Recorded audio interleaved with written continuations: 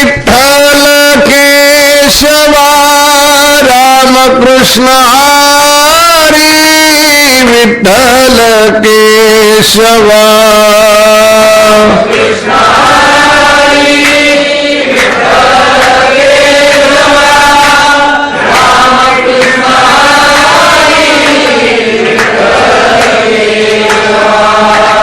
रामकृष्ण हरी विठ्ठल केशवा रामकृष्ण हरी विठ्ठल केशवा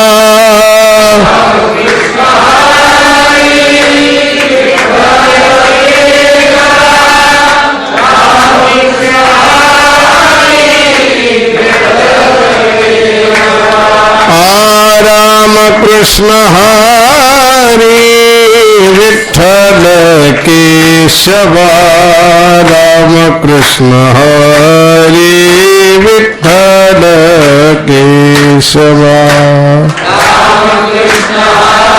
हरी विठ्ठल केशवा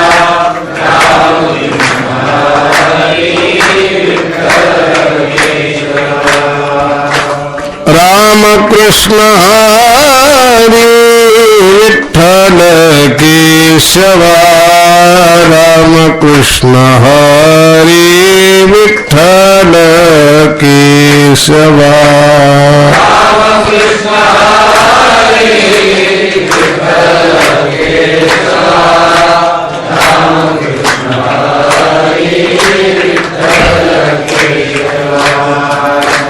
रामकृष्ण हरी विठ्ठल केशवा रामकृष्ण हरी विठ्ठल केशवा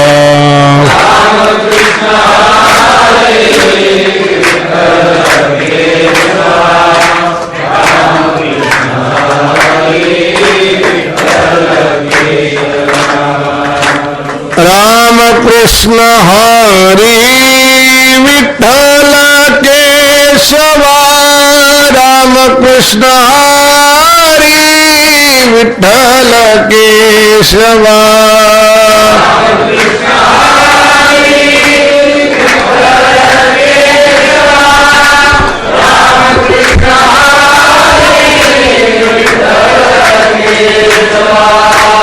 रामकृष्ण हरी विठ्ठल केशवा रामकृष्ण हरी विठ्ठल केशवा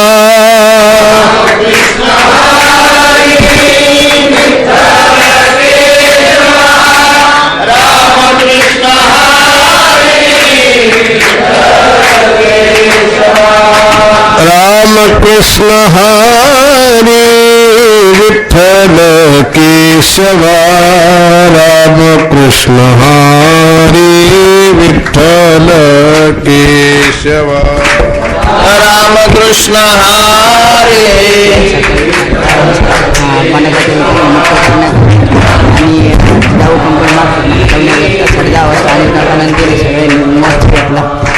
रामकृष्ण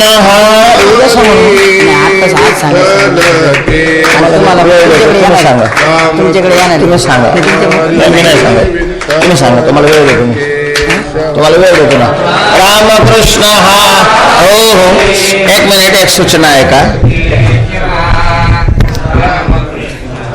उद्या ठीक 10:30 वाजता हरिभक्त पारायण बंडातात्या कराडकर व आपले आळंदीतील साधक मंडळी वारकरी मंडळी सर्वांना शासनानं अटक केलेली आहे. कारण यांनी दाऊ कंपनी महाराष्ट्रातून हटाव म्हणून यांनी शासनाकडे मागणी केली तर शासनानं यांना सर्वांना अटक केलेली आहे. महाराष्ट्रातून दाऊ कंपनी जावी आणि बंडातात्या त्यांना आणि सर्व वारकऱ्यांना मुक्तता व्हावी म्हणून साठी उद्या सकाळी 10:30 वाजता नामदेव पायरीपासून मोर्चाचं दिंडी मोर्चा निवेदन केलेलं आहे. ते आपल्याला प्रांताला निवेदन देण्यासाठी जायचं आहे. तरी सर्व वारकरी भाविकांनी बांधवांनी सगळ्यांनी त्या ठिकाणी उपस्थित राहायचं आहे अशी सर्वांना विनंती. रामकृष्ण हरे विठ्ठल केशवा रामकृष्ण हरे विठ्ठल केशवा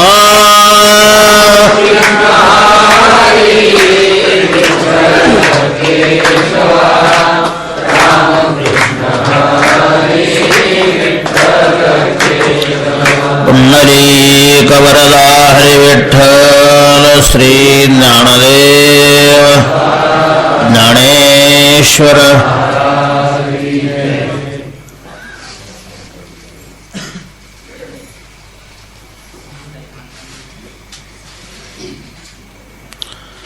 नमो सद्गुरु तुकया ज्ञान दीपा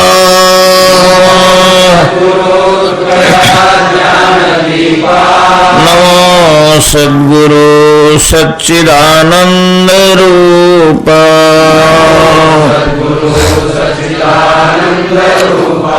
नमो सद्गुरु भक्त कल्याण मूर्ति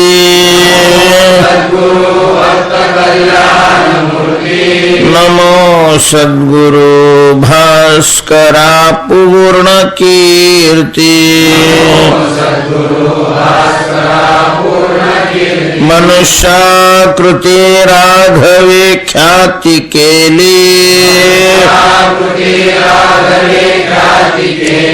शिळा शिखरे सागरी तारियेली तुका स्वामी हा पूर्ण ब्रह्म प्रकाशी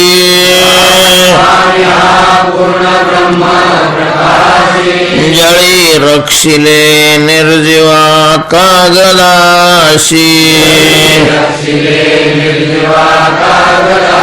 महाराज हा जन्मला मृत्युलोकी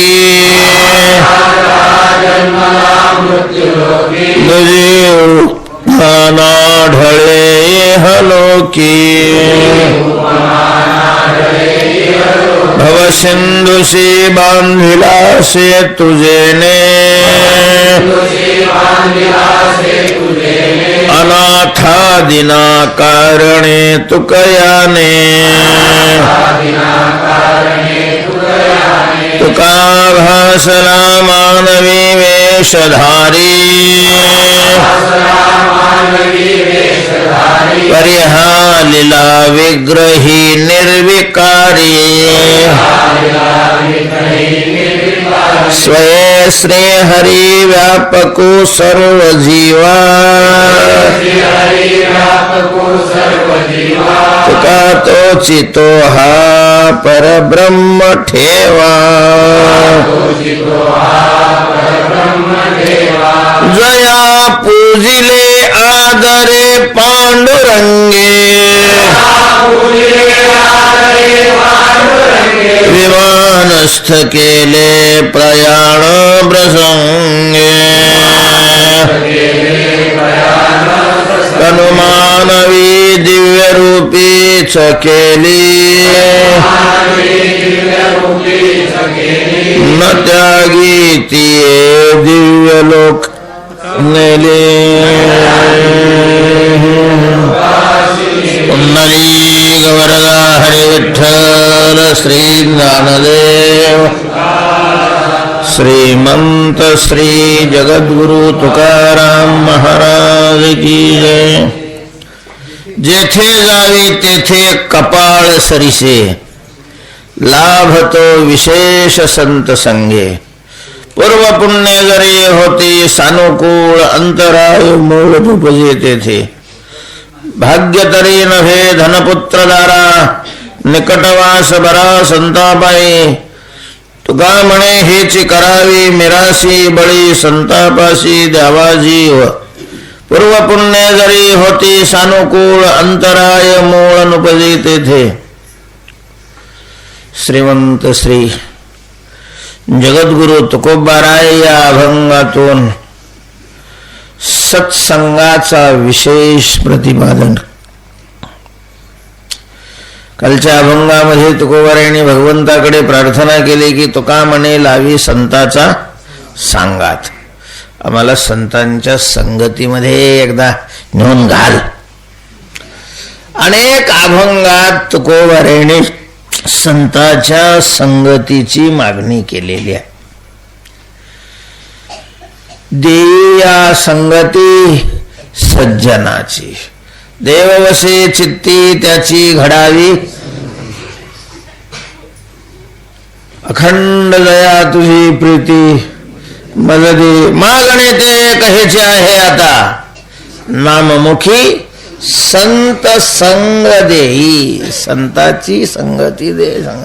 एका ठिकाणी तर असं म्हणलेलं आहे, मला तुझी मुक्ती लागत नाही, मुक्ती बी लागत नाही, न लगे मुक्ती आणि संपदा, संपत्ती नको आणि मुक्तीही नको, मग संत संग, संताची संगती दे. मग संताची संगती द्यायला मुक्ती करता नाही लागत का? मुक्ती नको म्हणतात, संताची संगती दे. त्याचा भाव असा आहे की संतांच्या संगतीशिवाय मुक्ती मिळतच नाही. तुकोबारायांना माहिती हा काय मुक्ती देणार आहे. आणि संतांच्या संगती वाचून आलेली मुक्ती काही कामाची नाही ती.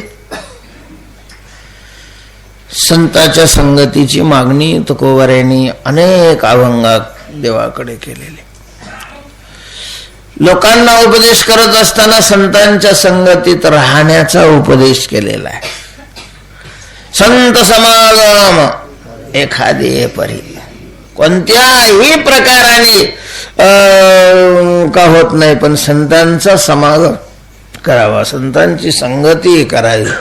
कुत्र होऊन जरी करता आली तरी कुत्र होऊन करावी. नाणीतला किडा अशा प्रकारचा बनावा, पण संतांची संगती घडावी. निमिषार्ध संत संगती वास वैकुंठी कल्पांती. संत संगती, लोकांना उपदेश संतांच्या संगतीचा गेला. देवाकडे मागणी संतांच्या संगतीची केलेली आहे. साधकांनाही सांगितलेलं आहे, चांगलं आहे, वैराग्य आहे तुझ्या ठिकाणी, थट्टा खट्टा आहेस, तरुण आहेस, दशा यौवन बाणली अंगी, पांगिला नव्हे विषय संगी, काम क्रोध लोभ मोह त्यागी, विकाराचंही तुझ्यावर प्राबल्य नाहीये. हे सगळं खरं असलं तरी लय स्वतःला मोठं नको समजू. राहे संत संगी चुको नको, नाही तर कुठं वाहून जाशील तुलाही कळणार नाही. संताच्या संगतीत राहा. संताचे संगती मनोमार्ग गती कळावा श्रीपती येणे पंथे. सत्संग हा अत्यंत पारमार्थिक जीवनामध्ये महत्वाचा.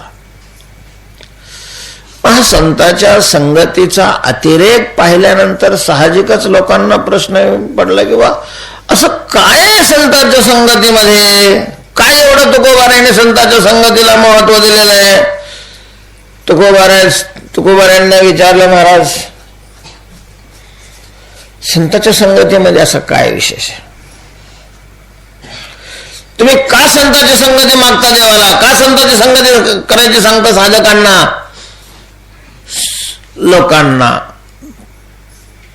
तुकोबाराय म्हणतात त्याचं कारण आहे की संतांच्या संगतीमध्ये विशेष अशा प्रकारचा लाभ प्राप्त होतोय. एरवी आपण कुठेही जा, तिथं जे मिळेल ते प्रारब्धानुरूप मिळेल. जेथे जावे तेथे कपाळ सरीसे. तुकोबाराय म्हणतात जिथं जावं तिथं आपल्या बरोबर कपाळ राहत. सरीसे म्हणजे बरोबर, कपाळ बरोबर राहत. मग कपाळ काय घरी राहिलं ना आपल्याला जाता येईल. कपाळ राहत याचा अर्थ कपाळच राहत असं थोडंच आहे. आपण जिथं गेलो तिथं हात बरोबरच राहतात, आपण जिथं गेलो तिथं पाय बरोबरच राहतात, आपण जिथं गेलो तिथं पोट बरोबरच राहतं, पाठ बरोबरच, कपाळ थोडं राहतं बरोबर. तुकोबाराय असं काय म्हणतात की जेथे जावे तेथे कपाळ सरीसे. तसं नाही म्हणायचं तुकोबारायांना, तो भाव नाहीये. मग इथं कपाळ शब्दाचा अर्थ ज्याला गंध लावतात ते नाही घ्यायचं, मग त्याच्यावरचा लेख अर्थात प्रारब्ध. ललाटीचे लिहिले न मोडे काही केले. नशीब, प्रारब्ध, दैव, भाग्य हे सगळे एका अर्थी शब्द आहेत. आणि बहुतेक त्या प्रारब्धाचा आणि कपाळाचा काय संबंध आहे काय माहिती, पण प्रारब्धात जर उणेपणा असला तर माणसं कशाला हात लावतात? कपाळ फुटकं निघालं आमचं. तर लोकांनी दुर्बीण लावून पाहिलं, याच्या कपाळाला कुठंच चिर नव्हती, तरी हा काय म्हणतोय? कपाळ फुटकं. तर तिथं कपाळ शब्दाचा अर्थ आहे प्रारब्ध. बहुतेक ज्याच्या ज्याच्या प्रारब्धाचा 7-12 त्या कपाळावर उतरलेला असतो का काय कोणास ठाऊक आहे.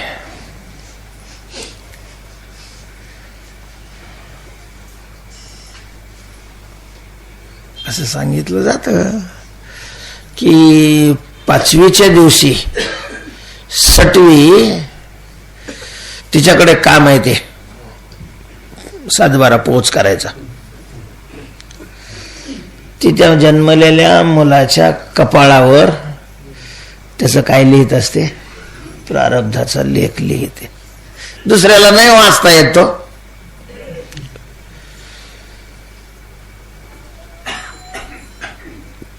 म्हणून 5वीच्या दिवशी माणसं घरामध्ये दिवा विझू नाही देत. त्यांना वाटतं अंधार पडलं मग चुकीचं लिहिलं गेलं तर रिकामा ताप होईल. सटवीची राती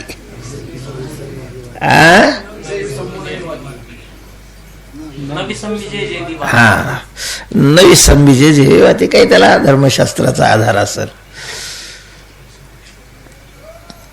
ती लिहिते. अर्थात तिच्या मनाचं नाही लिहित, तिच्या हाताच्या माध्यमातून ब्रह्मदेव लिहितो. त्याच्यामुळे तिलाही माहिती नसतं नेमकं काय केलं. ती फक्त आपलं हातात पेन घेते आणि त्याच्या कपाळाला लावतो आणि इकडं तोंड करतो आणि मग ती हात आपोआपच लिहितो. रावणाला पोरगी झालती म्हणतात. ते रावणाचं एवढा लंकेचा कडककोट बंदोबस्त होता महाराज. हवा सुद्धा परवानगी घेतल्याशिवाय मध्ये घुसत नव्हती. काय यंत्रणा असेल. हनुमंतरायांना अष्टमा सिद्धी प्राप्त होत्या. त्याच्यातल्या अनिमा सिद्धीचा त्याने काय केला? वापर केला आणि स्वतःच स्वरूप अणु एवढं बनवलं. आता अणु म्हणजे काय बरं? डोळ्यात गेला तरी लक्षात येत नाही, इतका लहान असतो अणु. हनुमंतरायाने त्या अणुसारखं स्वरूप बनवलं, महाराज तरी पकडले गेले. काय संरक्षण आहे, काय भारताचं संरक्षण आहे यंत्रणा. वा, वळून टाकावे आपल्या गृहमंत्र्याहून, पंतप्रधानावरून, संरक्षण मंत्र्याहून मेलेल्या कोंबड्या.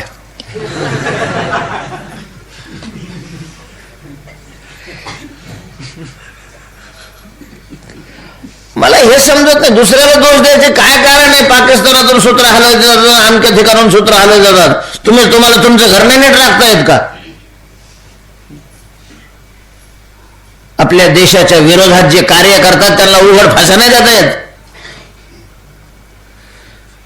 आपलं उघडं करायचं, लोक हसल्यावर मग त्यांना म्हणायचं तुम्ही काय आम्हाला हसता, तुम्ही काय उघडं करता? त्यांचा सगळा भोंगळ कारभार, कोणी यावं, काही घेऊन यावं, कुठं स्फोट करावे.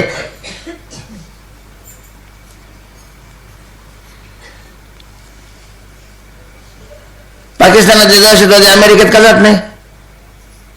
जपानमध्ये का जात नाही? त्यांना तर सगळ्या जगातच हे करायचंय ना, पाकिस्तानात करतात ते. हा तिथं शेजारी चौकडून घेरलेले नाही जाऊ शकत. याचा अर्थ असा आहे की आमची संरक्षण यंत्रणा ढिली आहे.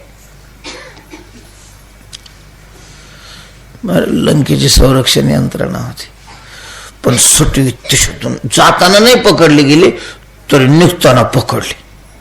रावणा पुढे आणून उभी केली बिना परवानगीची. कोण आहेस तो? म्हणले सटवी आहे. कोणाच्या परवानगीनं आले? तिनं सांगितलं मला यायला कोणाशी परवानगी काढावं लागत नाही.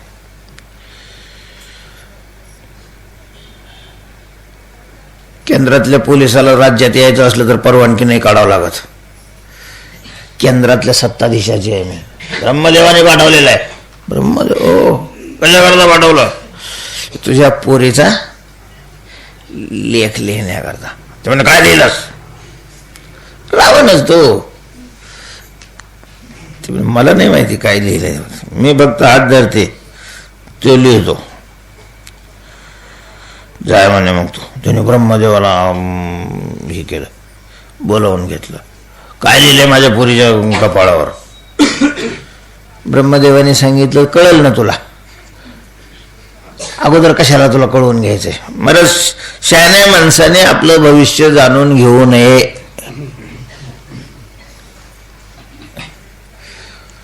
उगाच आतापासूनच कशाला रोग घ्यायचा लावून, जे यायचं ते येणारच आहे ना पुढं. माझं ब्रह्मदेवाने त्याने सांगितलं नाही मला जाणून घ्यायचंय.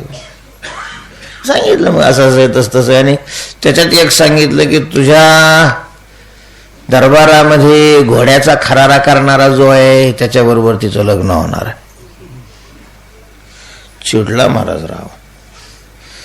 तुम्ही तुझे डोके खराब झाले काय? चारीचे चारी कोणाला सांगतोस? हे त्रैलोक्याचा अधिपती रावण आहे, रावण.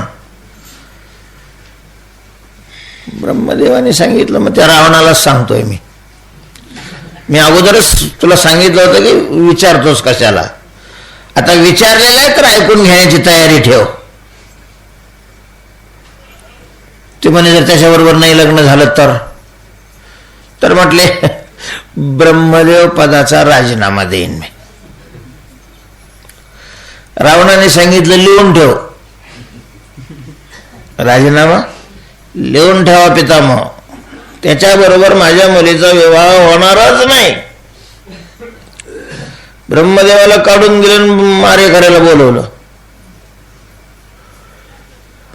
घोड्याचा खरारा करणारा पदार्थ जंगलात घेऊन जा आणि त्याचे कत्तल करा. रक्ताने भरलेले कपडे मला आणून दाखवा. झालं, उचललं त्याला लगेच. काही त्याचा संबंध नाही, त्याचा काही दोष नाही, त्याचा काही गुन्हा नाही, काही नाही. म्हणजे ब्रह्मदेवाचा राजीनामा घ्यायचा म्हणून याची कत्तल. यानं ब्रह्मदेवाला सांगितलं होतं की ह्याच्या पोरी बरोबर मला लग्न करायचंय, तुम्ही जमवून द्या. ते मारे करायचं मनात दया आली. काय म्हणावं या लोकांना? काय संबंध याचा? याचा काय गुन्हा आहे? काय याला मारायचं? विधीचीच ती प्रेरणा. त्यांना चौघाच्याही मनात दया आली आणि ठरवलं की त्याला सांगितलं बाबा तुला मारायची आज्ञा दिलेली आम्ही, तुला पण मारित नाही कारण तुझा काही गुन्हा नाही आहे. पण तू जिवंत आहे हे जर महाराजाला कळालं तर तो आम्हाला मारल्याशिवाय राहायचं नाही. म्हणून तू ह्या देशातच राहू नकोस. समुद्रात तिकडून एक जहाज येत होतं, दिलं त्याला जहाजात चढवून, त्याचे कपडे घेतले काढून. वन्य प्राणी मारला, त्याचं रक्ताने ते कपडे भिजवले, आणून दाखवले, काम पत्ते झालं. असा खुश झाला रावण महाराज.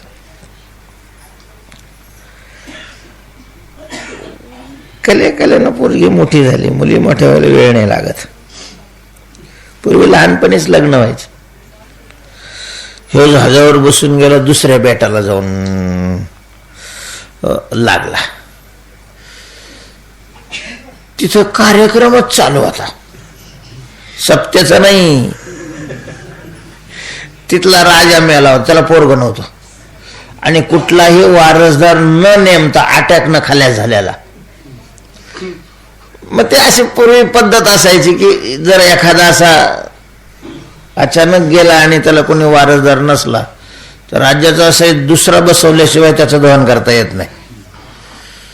तर म्हणजे हत्तीनीच्या गळ्यात माळ द्यायचे, लोकांना दुतर्फी उभं करायचे आणि ते हत्तीन ज्याच्या गळ्यात माळ टाकेल त्याला राजा बनवायचे. तो कार्यक्रम तिथं चालू. हा काय चाललंय म्हणून मध्ये गेला, हत्तीने याच्या गळ्यात माळ टाकली.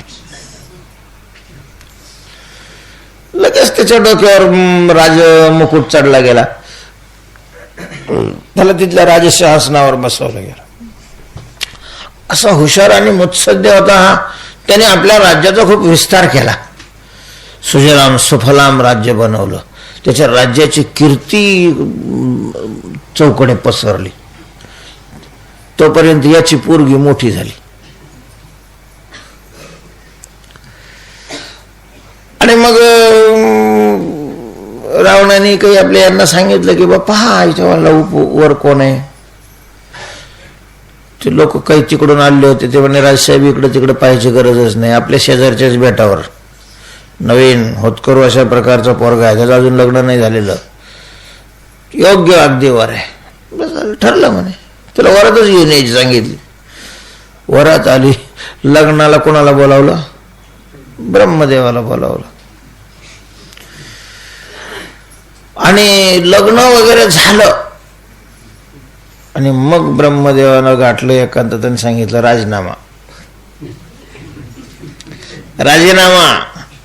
ब्रह्मदेवाने सांगितलं कशाचा?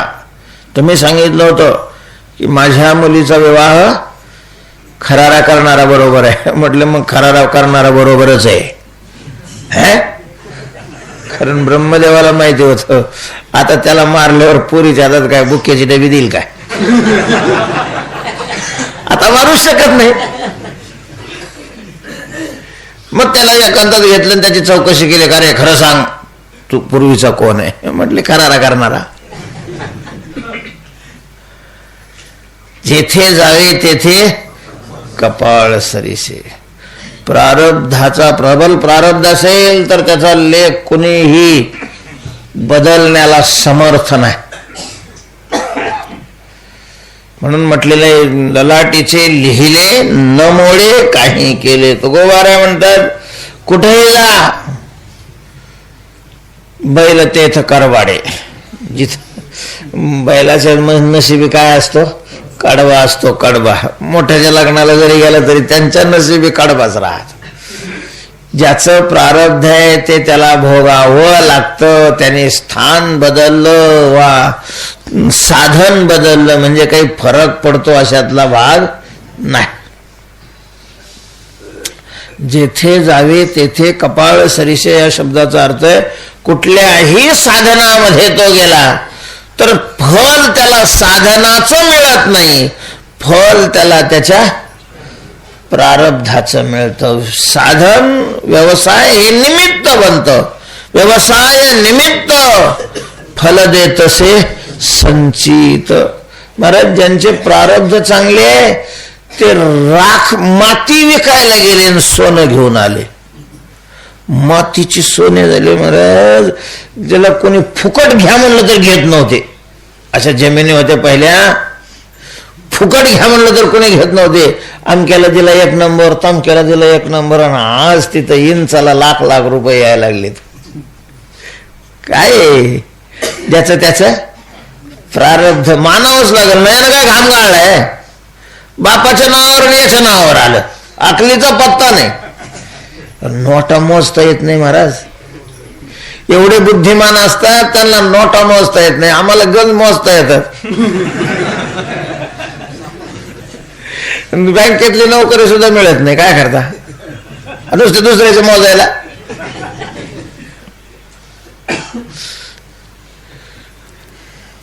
प्रारब्ध मानावंच लागतं. प्रारब्ध मानल्याशिवाय विषमतेची संगतीच लागत नाही. तुकोबाराय म्हणतात तुम्ही कुठेही जा तुम्हाला जे फल मिळणार आहे ते कपाळाचं मिळणार आहे. भाग्याचे निभडसे उद्यमाचे निमिसे समृद्धी जात अपैसे घररी. जेथे जावे तेथे कपाळ सरीसे.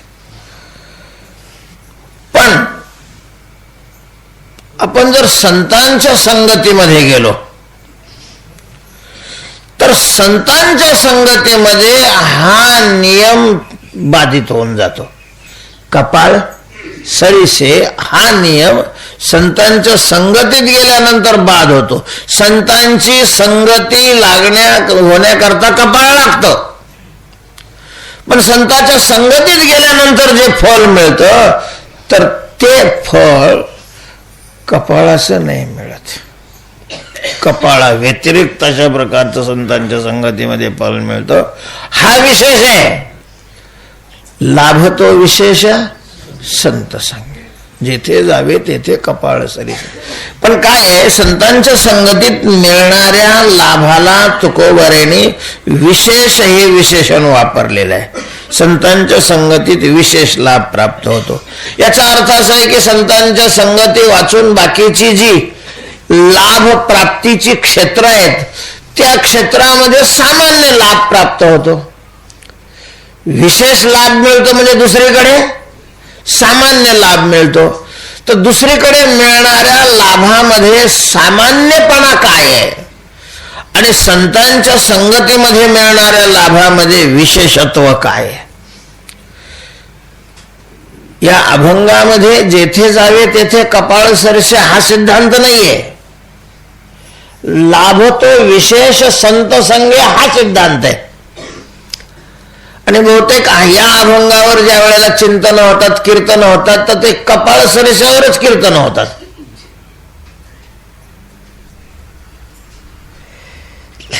संतांच्या संगतीतल्या लाभात विशेष काय आहे हे चिंतन या अभंगावर महत्वाचं आहे. इतर ठिकाणी मिळणारा जो लाभ आहे ठीक आहे, प्रारब्धानुरूप लाभ मिळत असेल, लाभ तर प्राप्त होतोच ना. तर मग त्याच्यामध्ये सामान्यपणा काय आहे आणि याच्यात विशेषपणा काय आहे. तर थोडस आपण बारीक चिंतन केलं तर आपल्या हे लक्षात येईल की आपण क्षेत्र कुठलंही निवडलं, शेती करा, नोकरी करा, व्यापार करा, राजकारण करा, नाही तर कीर्तन करीत फिरा,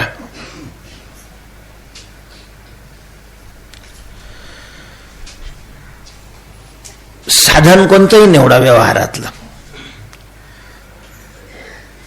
ते साधन केल्यानंतर जे फल मिळणार त्या फलाशी प्रारब्धाचा संबंध असतो. साधन करण्याशी प्रारब्धाचा संबंध नाही. कर्तृत्वामध्ये मनुष्य स्वतंत्र आहे.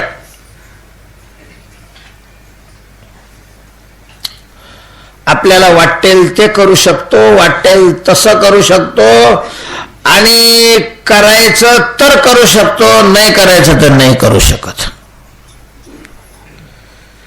प्रारब्ध आपल्याला कर्म करायला नाही लागित. काय करता हो, त्यांचं प्रारब्धच तसं आहे, मूर्ख आहे, आड घेतोय प्रारब्धाची. प्रारब्ध कर्म करायला नाही लावित. प्रारब्धाचा प्रश्न भोगाशी असतो, तुम्हाला भोगायला लावतं प्रारब्ध. पुण्य जे आहे प्रारब्धातलं तर ते सुखात्मक वा दुःखात्मक, अनुकूल किंवा प्रतिकूल परिस्थिती निर्माण करून देतं. करायला नाही लावित प्रारब्ध. करायला कोण लावतं? करायला आपले आतले विकार लावित असतात, आपले आतले विचार. कर्म दोन जणांच्या प्रेरणेनं प्रेरित होऊन केलं जातं. एक तर विकार पुरस्कृत असतं किंवा विचार पुरस्कृत असतं. प्रारब्ध कर्म करायला नाही लावत.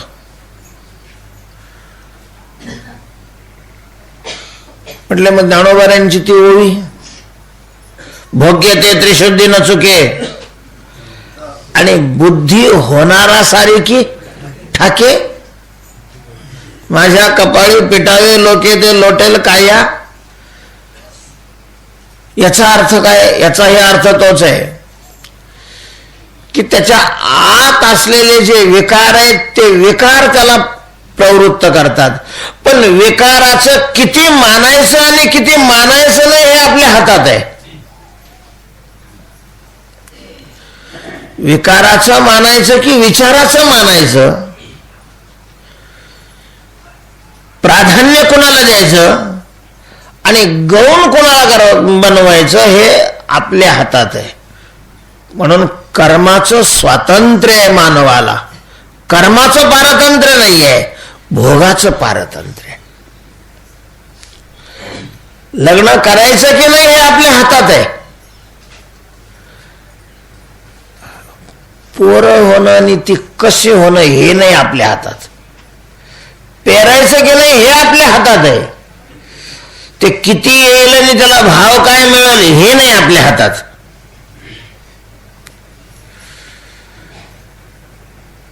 तेव्हा प्रारब्धाचा संबंध भोगाशी आहे. माणसाच्या विचाराचा संबंध त्याच्या कर्माशी आहे. सगळंच प्रारब्धावर असेल तर माणसाला स्वातंत्र्य, याला काही स्वातंत्र्य राहिलं नसतं, याला काही अर्थ राहिला नसता. आणि जसं पशवादिकांना शास्त्र नाही, उपदेश नाही, तसं माणसालाही उपदेश कोणी करू शकलं नसतं, कारण त्याच्या हातातच नाही काय. जर प्रारब्धच सगळं करतंय तर मग तुमचं सांगून काय उपयोग आहे? पंढरी शेजारी कशाला सांगता? त्यांच्या प्रारब्धात नाही पंढरपूरला जायचं, तुम्ही सांगून काय फायदा आहे? लोक तर म्हणतातच की काय करता हो, आमच्या नशिबातच नाही हो पंढरपूरला जायचं. भजन गण वाटतं आम्हाला, हेच वाटत याला 13व्याच्या जायचं नशिबात आहे, कोणाच्या 10व्याला जायचं, बाकीचे कुठे उलटे पालते व्हायला, तिथं नाही प्रारब्ध याला आड आहेत.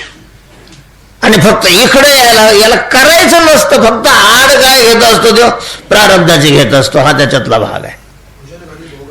हा भजन घाली भोगावरी, अकर्तव्य मनी धरी.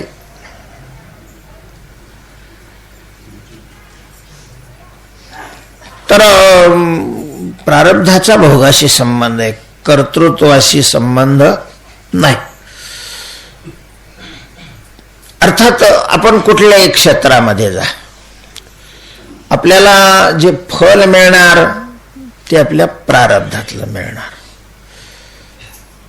प्रारब्ध शब्दाचा अर्थ आहे पूर्वी आपण केलेलं जे कर्म, त्याला काय म्हणतात? प्रारब्ध, की ज्याच्या फलभोगाला आरंभ झालेला आहे. प्रकर्षेण आरब्ध प्रारब्ध, प्रकर्षेण आरब्ध प्रारब्ध. प्रत्यक्ष ज्याच्या फलाला सुरुवात झालेली आहे त्याला प्रारब्ध म्हणतात. म्हणजे कर्माचं फल मिळतं. आणि जे कर्माचं फल असतं ते अनित्य असतं असा सिद्धांत आहे. यत् कृतकम तद अनित्यम. तो काय म्हणे, त्याचे कळले आम्हा वर्म, जे जे कर्म धर्म नाशिवंत. हा समानपणा आहे प्रत्येकाच्या फलामध्ये. कुठल्याही अशा प्रकारच्या क्षेत्रातला कोणी असो, त्याच्या प्रारब्धाने त्याला कमी फल मिळो अधिक फल मिळो, पण नाशिवंत आहे. ते काय आहे? नाशिवंत आहे. महाराज, नाशिवंत जे असतं ते परिच्छिन्न असतं. जी वस्तू नाशिवंत असते ती काय असते? स्वरूपाने परिच्छिन्न असते. परिच्छिन्न म्हणजे अपूर्ण, अपूर्ण म्हणजे कमी. म्हणून प्रारब्धाने जे मिळणार ते कमी वाटणार, प्रारब्धाने जे मिळणार ते नष्ट होणार. आणि मग जे नष्ट होणार असतं, अपूर्ण असतं, ते जड असतं. म्हणजे जड असतं ते दुःख रूप असतं. हे दिंडीच आहे. मग एकदा धेंडेकरी घुसले का मग त्याच्या माग ती हांडेवाली तुळशीवाली बाई घुसणार, त्याच्या माग टाळकरी घुसणार, त्याच्या माग विनाकरी घुसणार, मागचे सगळे दिंडीच आहे ही. एकदा परिच्छिन्न तो आलं का हे सगळं आहे. तर कपाळ सरीसे या शब्दाचा अर्थ आहे की आपण क्षेत्र कोणतंही निवडलं, त्या क्षेत्रात कोणतंही कर्म केलं तर फल प्रारब्धाचं मिळणार. आणि प्रारब्ध म्हणजे कर्माचं फल म्हटलं की ते विनाशी असणार. म्हणून तुम्ही पहा, जगामध्ये खूप श्रीमंत माणसं आहेत पण तीही स्वतःला अपूर्णच मानतात. जगात गरीबही खूप माणसं आहे, तीही स्वतःला काय मानतात? अपूर्णच मानतात. जे गरीब आहे त्यांची गरिबी राहत नाही कायमची, आणि जे श्रीमंत आहे त्यांची श्रीमंती राहत नाही कायमची. कारण ते कर्मजन्य फल आहे. आणि जे कर्मजन्य आहे ते विनाशी असतं. इथल्याच लोकांचं असं नाही. स्वर्गाला जे गेलेले आहे, स्वर्गांचं स्वर्ग हेही फल कशाचं आहे? कर्मजन्यच आहे, तेही विनाश आहे. तेही अशा प्रकारचं हा सामान्यपणा आहे. कर्मजन्य फलामध्ये हा काय आहे? सामान्यपणा आहे. आणि संतांच्या संगतीमध्ये जे फल मिळतंय ते कर्मजन्य नाही, ते बोधजन्य आहे.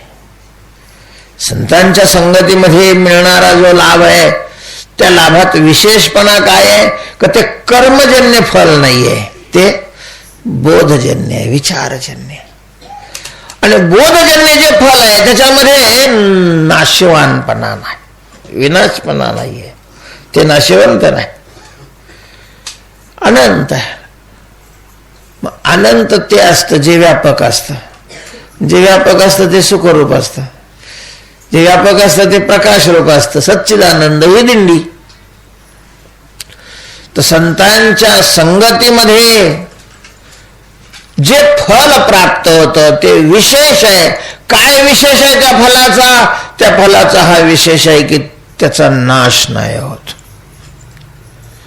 म्हणून कृपादान केले संती कल्पंती ही सरेना.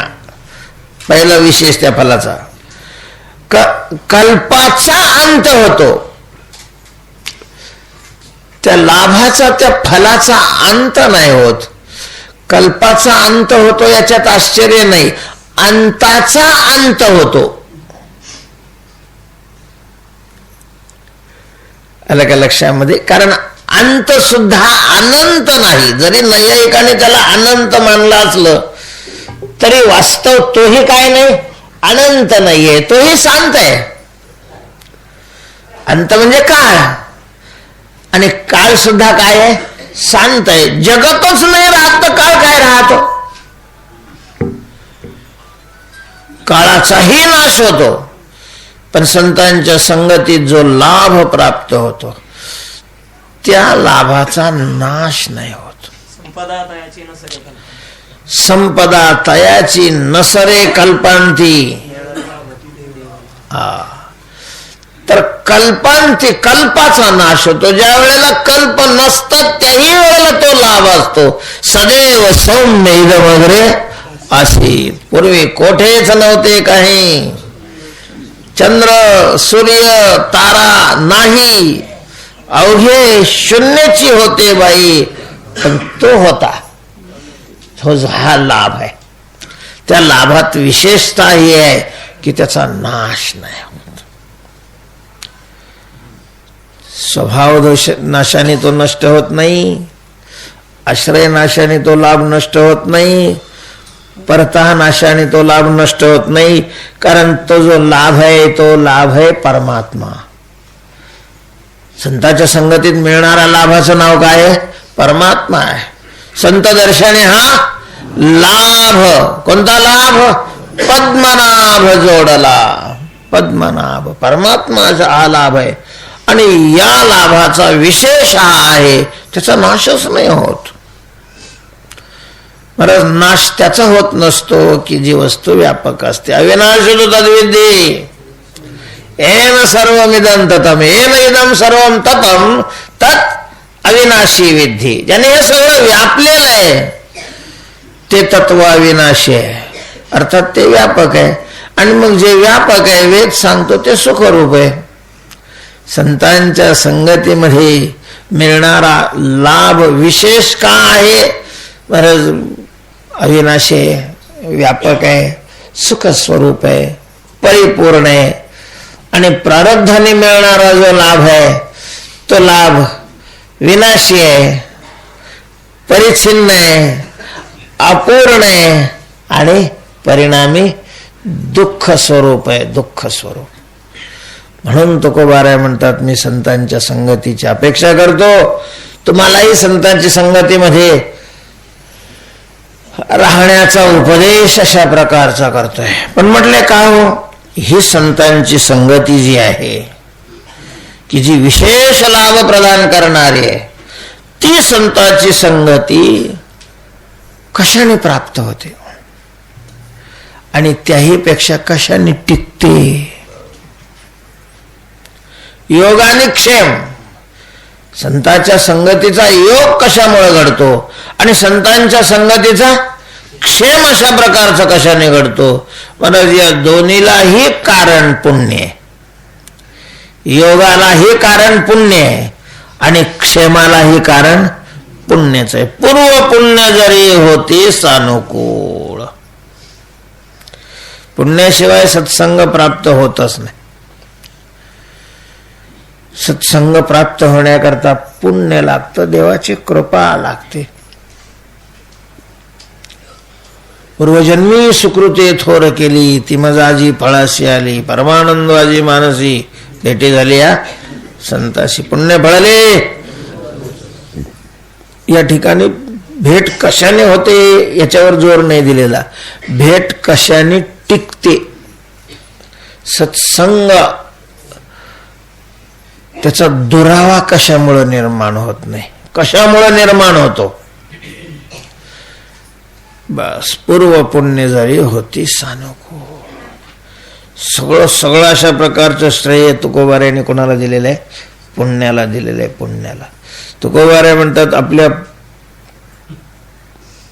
नशिबातील प्रारब्धातील पूर्वी केलेलं पुण्य जर सतत अनुकूल राहिलं, सतत त्याने साथ दिली, सतत त्याने मदत केली, तर संतांच्या संगतीचा अंतराय ज्या ज्या कारणामुळे घडतो त्याच्यातलं एकही कारण तिथं उद्भवत नाही. हे पुण्य का उदास झालं आपल्यावर आणि पुण्यानं हात आखडता घेतला का मग काही कारण निर्माण होतात. याची तब्येत बरोबर राहत नाही. गावाकडे काहीतरी असा विचित्र प्रसंग घडतो की याला गेल्याशिवाय पर्याय राहत नाही. नाही तर संतच कुठंतरी निघून जातात. ते नाही निघून गेले. पुण्य तुझ्यावर काय झालं? उदास झालं. सत्संगतीचा वियोग घडला की माणसाने समजावं आपल्या पुण्याने हात आकाडता घेतला. पुण्याने हात आकाडता घेतला. तिथं पुण्य असं चलन खेळतं पुण्य लागतं. खेळताच जसं वस्तू तळायची असेल तर त्याला बुडाला टेकलेलं तेल नाही चालत. तळायची वस्तू त्याच्यामध्ये अशी खेळली पाहिजे. खेळली तसं पुण्य असं खेळतं पाहिजे. खेळतं त्यावेळेला मग अंतरायाचं मूळ त्या ठिकाणी निर्माण होत नाही. नाहीतर मग काही घडतं. मग काय याच्यातले दोष त्यांना दिसतात, नाही तर त्यांच्यातले दोष याला दिसतात. संतांच्या ठिकाणी दोष दिसायला लागले की समजावं आपल्या दुर्भाग्याने डोकं काय काढलंय? वर काढलेलं आहे. महाराज कोणातलाच दोष दिसू नये. दोष दिसणं हा फार मोठा दोष आहे. आपल्याला एखाद्याच्या ठिकाणी दोष दिसत असले समजावं आपल्यात दोष आहेत. त्याच्यात दोष आहे की नाही हा प्रश्न नाही. त्याच्या दोषाचा त्याचा तो धनी आहे. पण दोष आपल्यात दोष असल्याशिवाय दोष नाही दिसत.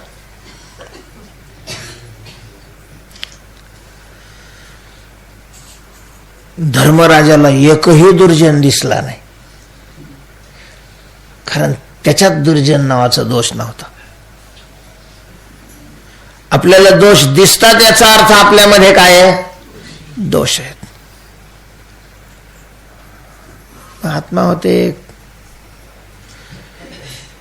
त्यांचे संस्कार घरी सगळेच पहाटे उठायचे.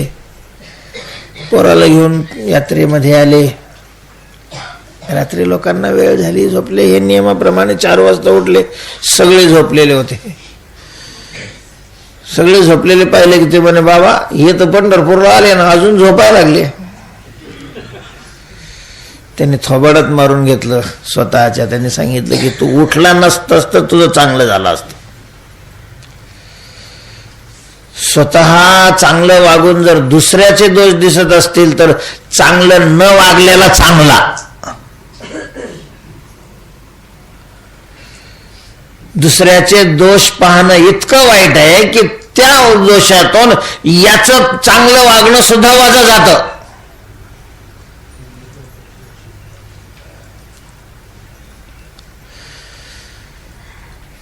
ज्या वेळेला पाप आपलं वर येतं त्यावेळेला दोष दिसायला लागतात.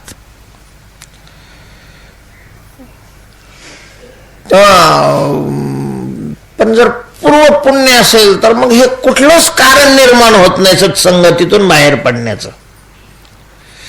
पूर्व पुण्य जरी होती सानुकूल, पूर्वीची पुण्य जर अनुकूल, म्हणून तर पुण्यावर जोर आहे संतांचा. तेव्हा नाही मुक्त होता आलं, नाही मुक्त होता आलं. पुण्य तरी करा, खूप पुण्य करा, खूप. अगदी पुण्याचे स्वतंत्र खाते स्वतःचीच बँक तयार करायची, दुसऱ्याचे कोणाचे ठेवायचे कामच नाही त्याच्यामध्ये. रोज दिवसभर आपलं पुण्य भरीतच राहायचं त्याच्यामध्ये.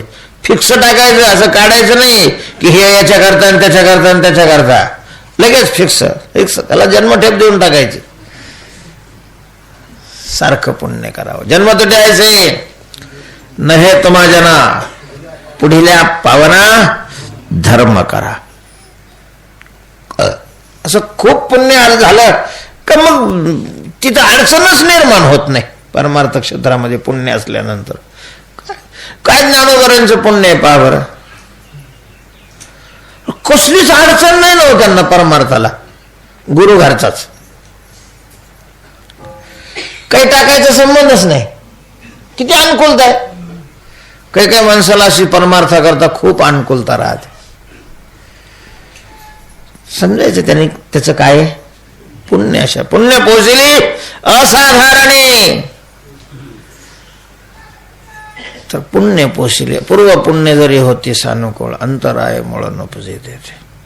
संतांची संगती प्राप्त होणं, संगतीमध्ये राहणं हे कसं विशेष आहे. तुकोबाराय सांगतात, भाग्य तरी नव्हे धन पुत्र दारा. धन पुत्र दारा हे अनुकूल असणं हे भाग्याचं लक्षण नाही. असेल तर ते तुटपुंज भाग्य आहे. वास्तव भाग्य जर काही असेल तर संतापायी निकट वास बरा. संतांच्या सानिध्यामध्ये राहणं हे विशेष अशा प्रकारचं भाग्य आहे. श्रेष्ठ भाग्य आहे, चांगलं भाग्य आहे. म्हणून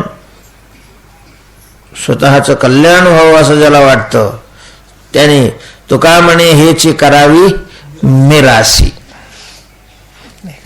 मिरासी म्हणजे वतनदारी. वतनदारी आपली वतनदारी करावी. काय सत्संग, संतांच्या संगतीमध्ये अखंड राहण्याची वतनदारी करावी. अखंड संतांच्या संगतीमध्ये राहावं.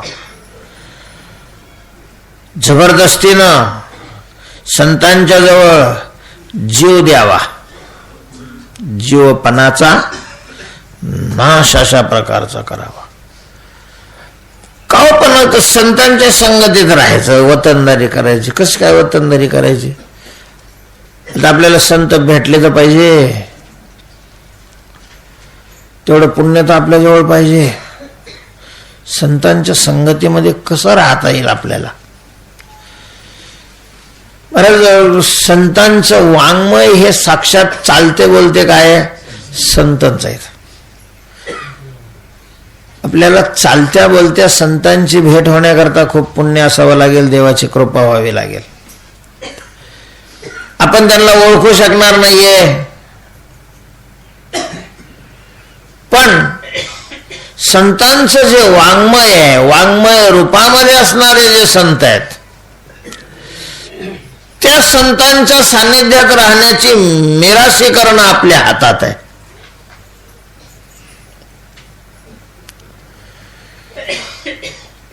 ज्ञानेश्वरीतच घडून राहणं, ज्ञानोबऱ्यांच्या संगतीत राहणं, गाथ्यामध्ये घडून राहणं, तुकोबाऱ्यांच्या सानिध्यात राहणं, भागवतामध्ये घडून जाणं, नाथ महाराजांच्या सानिध्यात. आणि आपल्याला हा आभास होतो ज्या वेळेला आपली वृत्ती तन्मय होऊन जाते त्या ग्रंथाची, त्यावेळेला तुकोबाराय आपल्याशी बोलतायत. ज्ञानोबाराय आपल्याशी संवाद करतायत अशा प्रकारची अनुभूती येते. तुकोबाराय म्हणतात की ही मिराशी करावी, मिराशी यांच्या संगतीत राहण्याची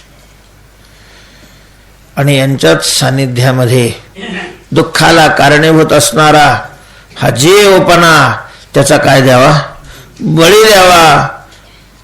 पूर्व पुण्य जरी होती सानुकूळ, अंतराय मूळ नुपजे तेथे. हरी गौरदा हरी विठ्ठल श्री ज्ञानदेव ज्ञानेश्वर महाराज की जय.